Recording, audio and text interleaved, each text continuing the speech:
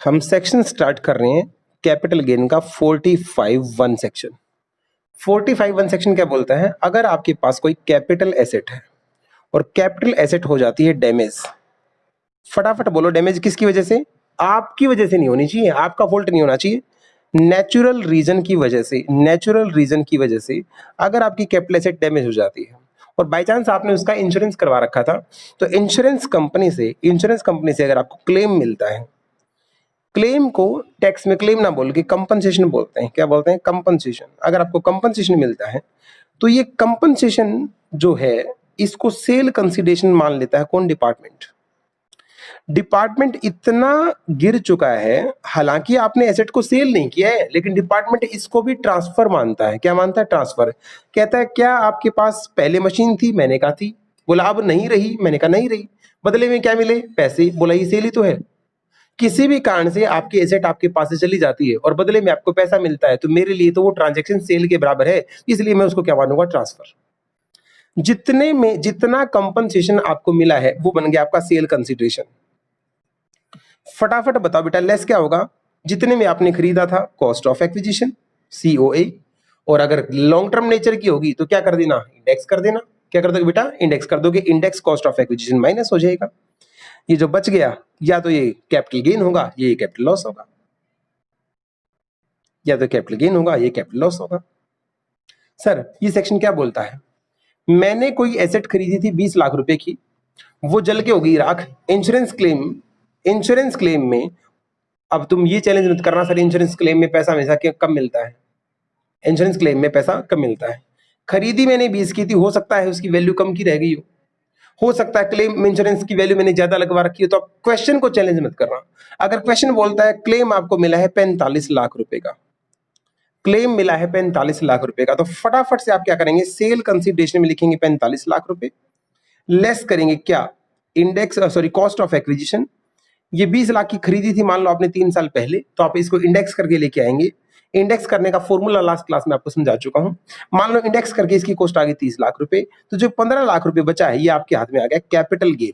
और इंडेक्स करने के बाद हमेशा आता है लॉन्ग टर्म कैपिटल गेन। इसके ऊपर आपको टैक्स पे करना पड़ेगा। लेकिन सवाल पता है यहाँ पे क्या है? क्यों हमने इसको स्पेशल सेक्शन बोला है? एग्जाम्पल जो मैंने लिया है, आपके पास एक कैपिटल एसेट थी, कैपिटल एसेट आग से जल के राख हो गई। अब ध्यान सुना बेटा, आपने कोई मशीन खरीदी थी 2002 में, परचेज कब करी? 2002 में। आग कब लगी? 2012 में। आग लग के क्या वो मशीन आपके पास रही? नहीं रही। 2012 में उसको ट्रांसफर मान लिया गया। पैसा आपको कंपनसेशन कब मिला? मान लो बेटा मिला 2020 में, 19-20 में, ये आपका प्रीवियस ईयर है। 19-20 में आपको पैसा मिला है, तो टैक्स मुझे बताओ, नॉर्मल नॉर्मल लो क्या बोलता है? इस साल ट्रांसफर हुआ तो अगले साल क्या दे दो? टैक्स पे कर दो। अगले साल क्या कर दो? टैक्स पे कर दो। ट्रांसफर कब हो चुका है? 12 में। अरे 2012 में मेरी मशीन जल के राख हो चुकी है और 2013 में इनकम टैक्स डिपार्टमेंट बोलता है ट्रांसफर हो गया, ला टैक्स दे, तो मैं क्या बोलूंगा? चवन्नी income tax department sorry insurance company से मेरे पास आई नहीं और आपको क्या चाहिए? टैक्स।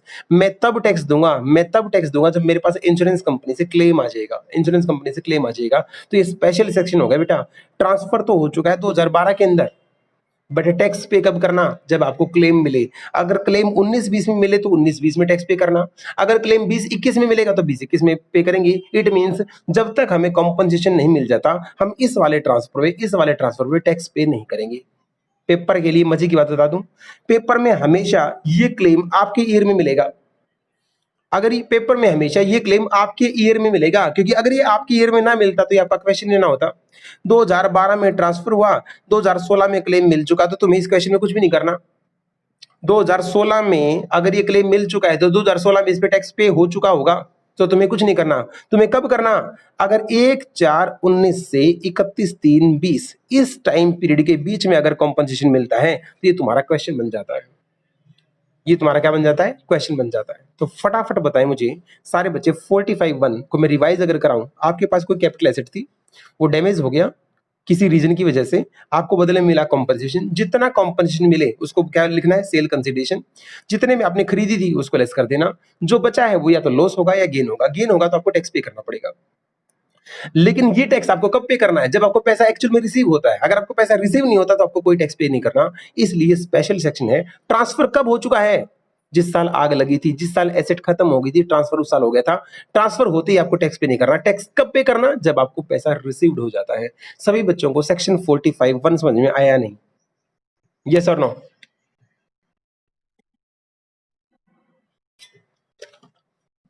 बहुत बढ़िया। हाँ, यही बात बेटा मैं आपको प्रैक्टिकल में बताता। इंडेक्स वहीं तक का करना है। सारे बच्चे हिंदी में ये बात लिख लें, हिंदी में ये बात लिख लें कहीं ना कहीं पे। इंडेक्स वहीं तक का करना होता है जहां तक कि कैपिटल, जहां तक आपके पास वो कैपिटल एसेट होती है। फॉर एग्जाम्पल, मैं एग्जाम्पल लेता हूँ बेटा, ध्यान सुना। एक कोई कैपिटल एसेट है जो मैंने खरीदी थी 2010 में। 2010 में मैंने परचेज करी थी। कैपिटल एसेट 2010 में मैंने परचेज करी थी। कितने की? 15 लाख रुपए की। 15 लाख रुपए की। 2016 में वो एसेट, या 2015 में वो एसेट आग लगी, और आग लगने की वजह से क्या होगी? राख। 2015 में 19-20 में आपको क्लेम मिलता है। क्लेम मिलता है कितना? 20 लाख रुपए का।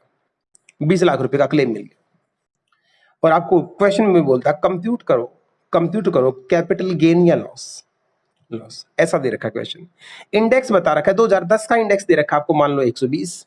2015 का इंडेक्स दे रखा है आपको 170, और 2019-20 का इंडेक्स दे रखा है आपको कितना? 289। अब आपको एक क्वेश्चन सोल्व करना है। सभी बच्चे बड़े ध्यान से बताएंगे। कंपनसेशन कितना मिला है? 20 लाख। तो सेल कंसिडरेशन में कितना लिख दूं? सर 20 लाख लिख दो। लेस कॉस्ट ऑफ एक्विजिशन, 15 की चीज 2010 में खरीदी थी, 15 में ट्रांसफर हुआ है, तो लॉन्ग टर्म नेचर की एसेट है, तो आपको इंडेक्स कॉस्ट घटानी है। इंडेक्स कॉस्ट घटानी, तो फॉर्मूला क्या है? जिस कॉस्ट को इंडेक्स करना उसको लिखो 15 लाख इनटू ट्रांसफर ईयर का इंडेक्स। फटाफट सारे बच्चे बताएं, यहां किसी से मल्टीप्लाई करूं? 289 से मल्टीप्लाई करना है या 170 से मल्टीप्लाई करना है? ट्रांसफर ईयर का इंडेक्स। कोई भी बच्चा रट्टेबाज ना बन के 289 ना लिखे। नॉर्मली 99% क्वेश्चन में 289 से ही गुना होगा, लेकिन क्वेश्चन में हमेशा हमें देखना है ट्रांसफर ईयर का इंडेक्स कौन सा है। ट्रांसफर मेरा यहां नहीं हुआ, ट्रांसफर मेरा यही हो चुका है। जब तक कोई एसेट आपके पास होती है तभी तक का इंडेक्स आप कर सकते हैं, उसके बाद का आप इंडेक्स नहीं कर सकते। 2015 का इंडेक्स कितना है? 170। डिवाइड किससे करेंगे भाई?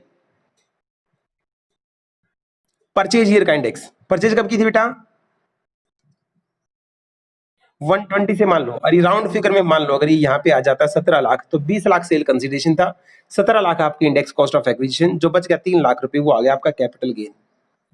क्या सभी बच्चों को समझ में आ गया इंडेक्स कहां तक का करना है? इंडेक्स वहीं तक का करना है। कभी 2020 तक का करके आ जाओ, 289 से गुना कर दो। इंडेक्स वहीं तक का करना होता है जहां तक कैपिटल एसेट आपके पास होती है। आपके पास होती है। कब तक आपके पास थी?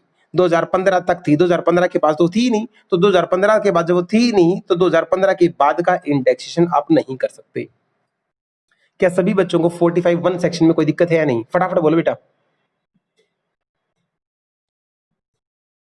समझ में आ गया? 1A है बेटा। ये मिस्टेक मेरे से हमेशा होती है, इसको आप कर लेना बेटा। 45(1)A बड़ा, छोटे बड़े, बड़े छोटे। सेक्शन 45(2) और सेक्शन 45(3) आप लोगों को पता है, पिछली क्लास में मैंने इन दोनों के बीच में भाई भाई लिखवाया था। आपको सारी बातें रिकॉल हो रही होंगी, और जो बच्चा बिल्कुल फर्स्ट टाइम कर रहा है उसको भी समझ में आ जाएगा, कोई इश्यू नहीं है। 45(2) सेक्शन किसका और 45(3) किसका है? अगर आप पार्टनर हैं, क्या आप पार्टनर हैं या आप मेंबर हैं? मेंबर हैं। पार्टनर किसके होते हैं? फर्म के। मेंबर किसके होते हैं? एओपी के।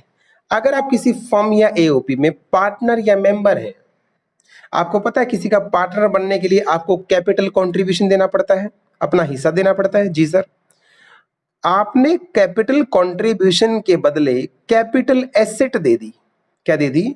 ये पार्टनर, ये बंदा, मान लो वेद है, वेद इस फर्म में पार्टनर बनना चाहता है। इन्होंने कहा पैसे लेके आओ। मैंने कहा पैसे तो है नहीं मेरे पास, मैं घर लेके आ सकता हूं। तो घर क्या है? कैपिटल एसेट है। मैं घर यहाँ कैपिटल कंट्रीब्यूशन में ले गया। अब ये घर आज तक किसका था? वेद का था। अगर मैंने कैपिटल कंट्रीब्यूशन में ले गया तो ये घर आज से वेद का नहीं रहा, किसका हो गया? फर्म का हो गया। वेद का पहले था घर, अब किसका हो गया? फर्म का हो गया। तो इनकम टैक्स डिपार्टमेंट बोलता है ये भी तो ट्रांसफर है। ये भी क्या हो गया? ये भी ट्रांसफर हो गया। ट्रांसफर हो गया तो क्या लगेगा? टैक्स लगेगा। लेकिन सवाल क्या है कि सेल कंसिडरेशन कहां से आएगा? तो प्यारे बच्चों फटाफट देखो, सेल कंसिडर जितने में फर्म ने अपनी बुक्स में इसको रिकॉर्ड किया है। जब कोई चीज हम फर्म को देते हैं तो फर्म अपने बुक्स में उसको क्या करती है बेटा? रिकॉर्ड करती है। जिस वैल्यू पे, मैं हिंदी में लिख रहा हूं कहीं एग्जाम में गलती ना करें, जिस वैल्यू पे उसको बुक्स में रिकॉर्ड किया है वही रिकॉर्डेड वैल्यू आपकी बन जाएगी सेल कंसिडरेशन। क्या बन जाएगी? Sale consideration. लेस क्या कर देंगे? जितने में मैंने कभी खरीदा होगा, कभी ना कभी तो मैंने खरीदा होगा ना, कॉस्ट ऑफ एक्विजिशन क्या हो जाएगी? लेस हो जाएगी। और जो बच गया वो या तो कैपिटल गेन होगा या कैपिटल लॉस होगा। ये 45(2) था। जब जब एक पार्टनर या मेंबर अपनी फर्म में कैपिटल एसेट लेके आता है तो ये भी ट्रांसफर होता है। जिस वैल्यू पे फर्म में उसको रिकॉर्ड किया गया है उस वैल्यू को सेल कंसिडरेशन बोलते हैं। घट क्या जाएगा? Cost of acquisition. बाहर क्या आएगा? Capital gain. That's all. क्या आपको 45(2) समझ में आ गया?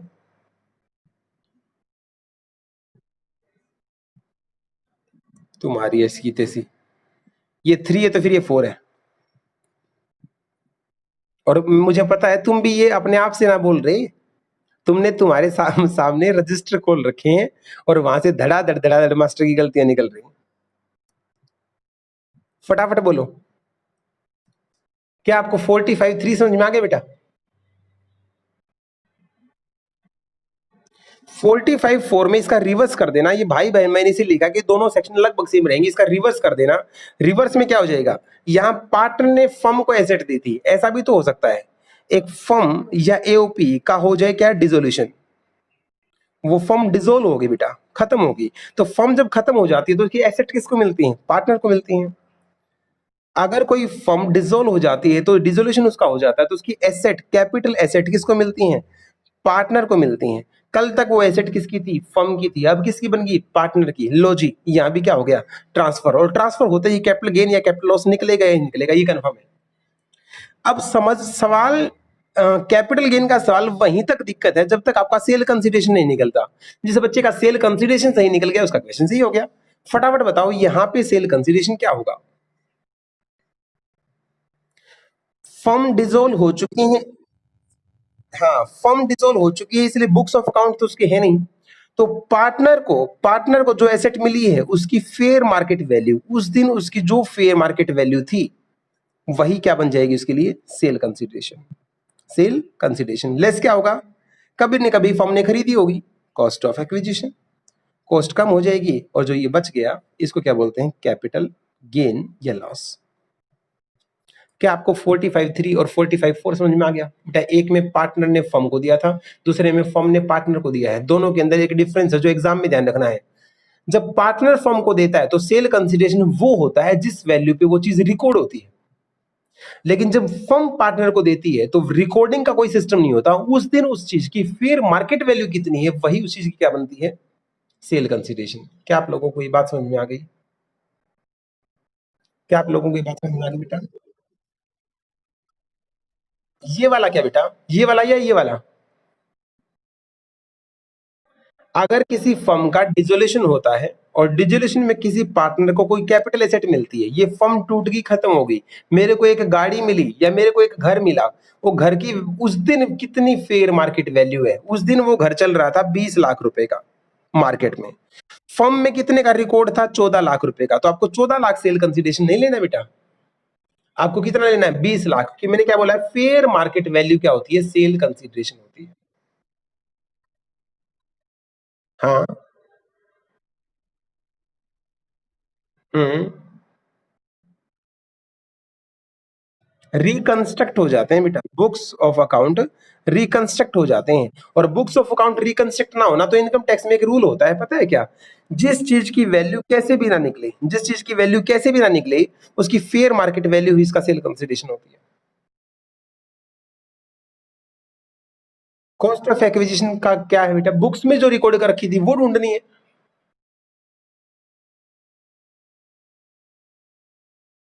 मैं बताता हूँ ना बेटा, मैं बताता हूँ, ऐसा नहीं होता। अगर फेयर मार्केट वैल्यू ले लेंगे तो बराबर आ जाएगी। जिस टाइम पे खरीदी थी, 2005 में खरीदी थी, उस टाइम पे सिमिलर प्रॉपर्टी की क्या वैल्यू चल रही थी, उस टाइम की वैल्यू उठा ली जाती है बेटा, उसको बोलते हैं फेयर वैल्यू। बाकी क्वेश्चन में तुम्हें पूरा डेटा मिलेगा बेटा कि कब खरीदी थी और कब बेची, ये पूरा डेटा आपको दे रखा होगा। क्या आपको 45(3) और 45(4) समझ में आ गया?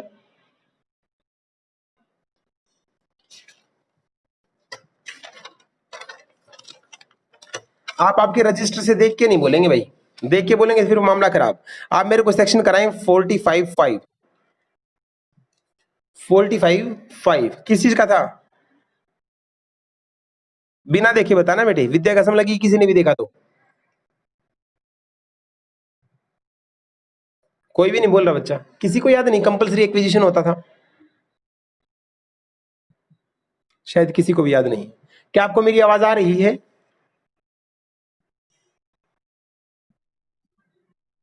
फिर बोलते क्यों नहीं? क्या तुम्हें कुछ भी नहीं आता क्या? अब नहीं आता तो भी ध्यान सुनो बेटा, सेंट्रल गवर्नमेंट के पास एक पावर होती है जब वो अपने इंफ्रास्ट्रक्चर प्रोजेक्ट लगाता है, जैसे हाईवे बनाता है, तो हाईवे के रास्ते में जो भी आएगा संविधान के तरीके से उसको उड़ा दिया जाएगा।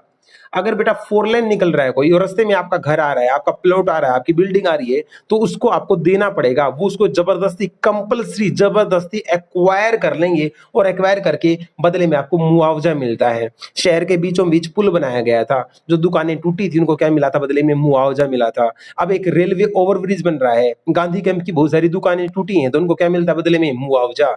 जब जब गवर्नमेंट, ये काम गवर्नमेंट ही कर सकती है, ध्यान रखना, जब जब गवर्नमेंट आपसे कंपलसरी कोई चीज एक्वायर कर लेती है, और कोई चीज क्या होती है? कैपिटल एसेट एक्वायर कर लेती है, तो बदले में आपको क्या देती है गवर्नमेंट? मुआवजा देती है। मुआवजे को इंग्लिश में बोलते हैं कंपनसेशन। क्या बोलते हैं? कंपनसेशन।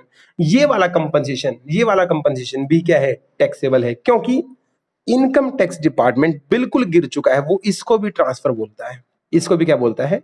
ट्रांसफर। हमने बेचा नहीं है, हमारी मर्जी नहीं, गवर्नमेंट आती है जबरदस्ती हमारी चीज छीन के ले जाती है और बदले में कुछ पैसा देती है। इनकम टैक्स डिपार्टमेंट इसको भी क्या बोलता है? ट्रांसफर। कहता बदले में जो आपको मिला है वो मेरे लिए क्या है? सेल कंसिडरेशन लेस जितने में आपने खरीदा था, वो क्या है? Cost of acquisition.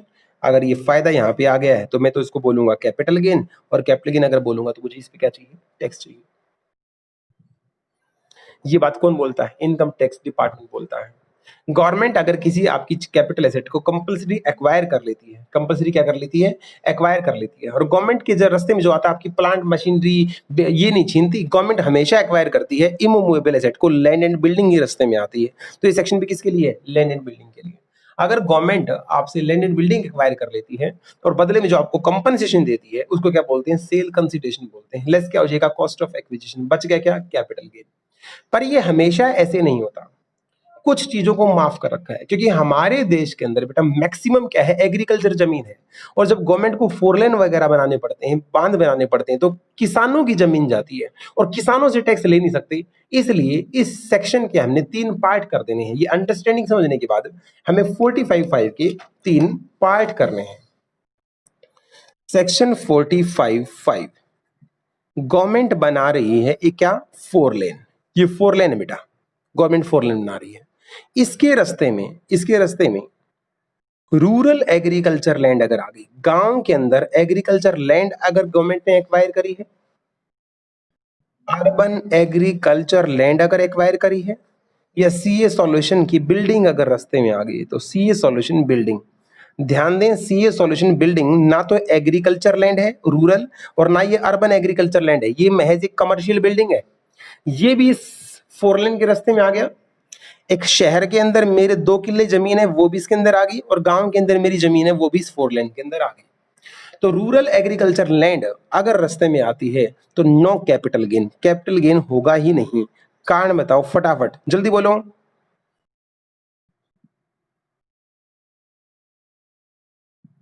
जल्दी बोलो बेटा। सर ये तो कैपिटल एसेट ही नहीं होती। जब आपने कैपिटल एसेट की डेफिनेशन कराई थी, आपने उस टाइम बताया था रूरल एग्रीकल्चर एसेट जो लैंड होती है वो तो कैपिटल एसेट होती ही नहीं। तो जब कैपिटल एसेट ही नहीं है तो कैपिटल गेन कहां से आएगा? इसलिए नो कैपिटल गेन। सर इसको इसको कितना भी मुआवजा मिले, चाहे इसको 100 करोड़ रुपए मुआवजा मिले, इस बंदे से कोई टैक्स नहीं ले सकता, क्योंकि ये कैपिटल गेन है ही नहीं। आ जाओ आगे। Urban agriculture land. अब गांव के अंदर खेती करते हैं, गांव के अंदर खेती करते हैं तो देखो कितना फायदा मिला। मैं शहर में खेती करता हूं, शहर में क्या करता हूं, खेती करता हूं। मेरी जमीन अगर रास्ते में आ गई तो गवर्नमेंट बोलती है अब तुझे नहीं छोड़ेंगे। तो मैं क्या बोलूंगा, सर खेती तो मैं भी कर रहा हूं, और खेती करने वाला क्या होता है, किसान होता है, मुझे भी माफ करो, मुझे भी माफ करो। तो गवर्नमेंट ने लास्टली मुझे भी माफ किया, लेकिन कुछ शर्तों पे माफ किया। कैसे? अगर आपकी अर्बन एग्रीकल्चर लैंड है, पिछले 2 साल से आप या आपके माँ बाप, आप या आपके माँ बाप उस पे क्या कर रहे हैं, एग्रीकल्चर ऑपरेशन कर रहे हैं, खेती कर रहे हैं। तो जो भी कंपनसेशन आपको मिला है, जो भी कंपनसेशन आपको मिला है, वो कंपनसेशन हम 10 कितना सेक्शन था बेटे, 1034 था, 1037 था, 1037 में इसको क्या कर देंगे, माफ कर देंगे। रूरल एग्रीकल्चर लैंड को कोई बच्चा ये मत बोल दे कहीं इंटरव्यू पेपर में क्या इसको माफ किया है, इसको माफ नहीं कर रखा। इसकी तो कैपिटल एसेट ही नहीं थी, तो कैपिटल एसेट ही नहीं थी तो कैपिटल गेन पैदा ही नहीं हो सकता। तो इनकम टैक्स डिपार्टमेंट इसको ये नहीं कह सकता जा तुझे माफ किया, ये उल्टा क्या बोलेगा, अरे मेरी तो कैपिटल एसेट थी नहीं तो माफ करने वाला होता कौन है। हाँ, इसको माफी मिली है, इसकी कैपिटल एसेट थी, पर 2 साल से अगर ये खेती कर रहे हैं, 2 साल इससे ज्यादा से, तो इनको माफी मिल गई 1037 में। अब सीए सॉल्यूशन एक कमर्शियल बिल्डिंग है, ना तो ये रूरल एग्रीकल्चर लैंड है, ना ये अर्बन एग्रीकल्चर लैंड है। अब माफी के कोई चांसेस नहीं है। अब मान लो मेरे को मुआवजा मिला है, सीए सॉल्यूशन रास्ते में आया, मेरे को मुआवजा मिला 50 लाख, सेल कंसिडरेशन कितना आ गया, 50 लाख रुपए। सीए सॉल्यूशन मैंने खरीदा था, जमीन खरीदी थी मैंने, कॉस्ट ऑफ एक्विजिशन 15 लाख रुपए की, इंडेक्स करके आ गई वो जमीन 20 लाख रुपए की। फिर मैंने इसको बनाया भी तो था, सीए सॉल्यूशन को बनाया तो इंडेक्स कॉस्ट ऑफ इंप्रूवमेंट मेरी आ गई मान लो 10 लाख रुपए की। 20 लाख तो ये लेस हो गए, 10 लाख रुपए ये लेस हो गए। कंपनसेशन कितने का मिला है, 50 लाख का, 50 में से 30 कम होगी, इतना बच गया 20 लाख। 20 लाख रुपए मेरा क्या आ गया, कैपिटल गेन आ गया। इसके ऊपर मुझे टैक्स पे करना पड़ेगा या नहीं, बोलो, इसके ऊपर मुझे टैक्स पे करना होगा या नहीं,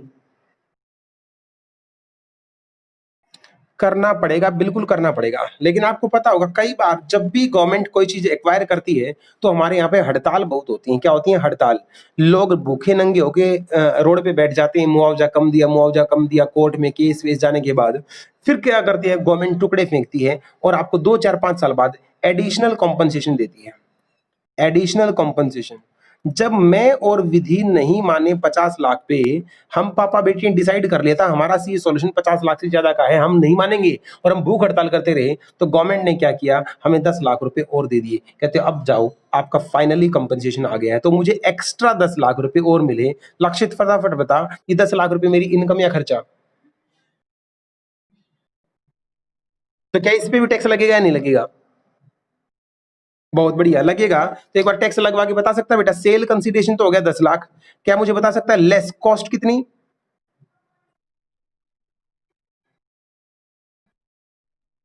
शाबाश, यही पॉइंट मुझे तुम सुनना था सर, कॉस्ट बार बार थोड़ी ना घटेगी, कॉस्ट तो हम ऑलरेडी एक बार घटा चुके हैं। तो रटने वाले बच्चे ध्यान दें, एडिशनल कंपनसेशन में कॉस्ट हमेशा निल रहेगी, क्योंकि कॉस्ट एक बार घट चुकी है। तो जितना भी एडिशनल कंपनसेशन मिला है, जितना भी एडिशनल कंपनसेशन मिला है, वो सारा का सारा कैपिटल गेन में टैक्सेबल होता है, उसमें से कुछ भी कम नहीं होता। क्या आपको ये बात समझ में आ गई? हाँ जी बेटा बोलो, सभी बच्चे बताएं भाई।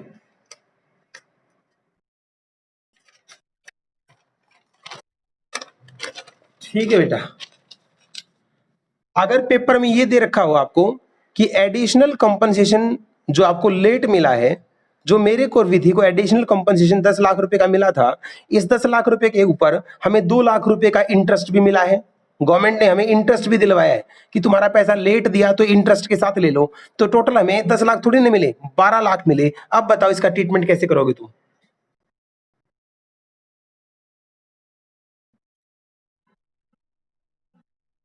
शाबाश, 2 लाख रुपए मुझे जमीन के बदले नहीं मिला है, 2 लाख रुपए मुझे जमीन के बदले नहीं मिला, 2 लाख रुपए पैसे लेट मिलने की वजह से मिला। तो ये 2 लाख रुपए तो चले जाएंगे इनकम फ्रॉम अदर सोर्स में टैक्सेबल होने।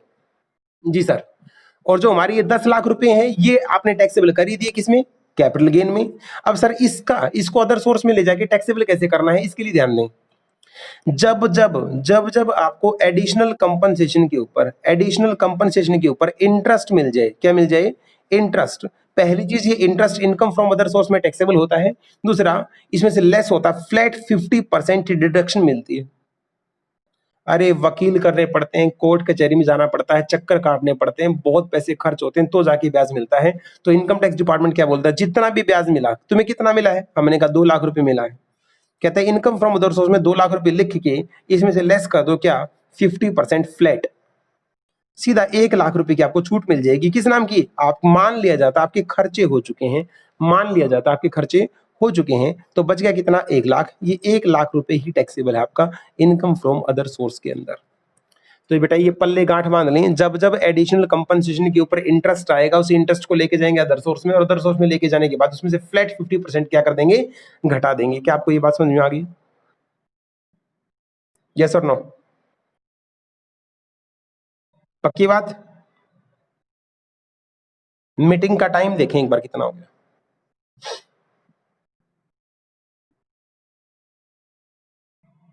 चलेगा, मेरी बात सुने। ये तो चैप्टर चल रहा है हमारा कैपिटल गेन, जो थोड़ा सा लंबा चलेगा। इसमें धीरे धीरे, अब ये हमने इतने अच्छे से सेक्शन सीख लिए, अब इनके क्वेश्चन जो मैं तुम्हें बताऊंगा वो धड़ाधड़ तुम्हें निकल जाएंगे, कोई इशू नहीं है। इसके साथ हम एक छोटा चैप्टर स्टार्ट कर लेते हैं साइड बाय साइड, जिसकी रिकॉर्डेड वीडियो आपको मिल जाएंगी बहुत साफ सुथरी। मुझे फटाफट आप हिंट दे दो। एक छोटा सा चैप्टर है set of and carry forward, set of and carry forward एक बहुत छोटा चैप्टर है। और एक छोटा चैप्टर है चैप्टर नंबर 3, कौन सी इनकम एग्जेम्प्टेड इनकम होती है जिन पे टैक्स ही नहीं लगता। मुझे बताओ बेटा, मैं वीडियो किसकी डालूं, सेट ऑफ कैरी फॉरवर्ड की डालूं या एग्जेम्प्टेड इनकम की डालूं।